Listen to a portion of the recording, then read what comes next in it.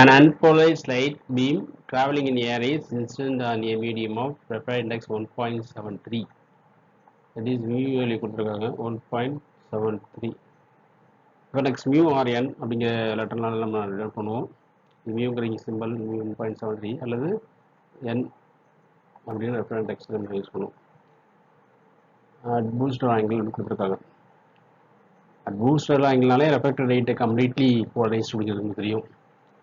அதுக்கான டயக்ராம் கொடுத்துருக்காங்க பாருங்க. இன்சிடென்ட் பீமு உங்களுக்கு வந்து 60 டிகிரியில் இன்சிடென்ட் ஆகுது அப்படிங்கிறது எப்படி நம்ம கண்டுபிடிச்சோம் அப்படின்னா mu equal to tan IP அப்படின்னு நமக்கு தெரியும், அல்லது மியூ ஈக்குவல் tan θp. இந்த θpக்கு தான் போலரைஸ்ட் ஆங்கிள். மியூ 1.73 அப்படின்னா அந்த 1.73 கொடுத்துருக்காங்க ரெஃபரன்ஸ் இண்டெக்ஸ் 1.73 பண்ணியிருக்கோம் tan θp. உங்களுக்கு 1.73ங்கிறது வந்து root 3 value.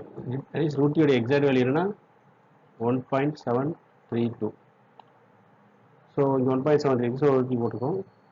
tan d root 3 equal tan θpனா θp ஈக்குவல் என்னது tan inverse ஆஃப் ரூட் 3.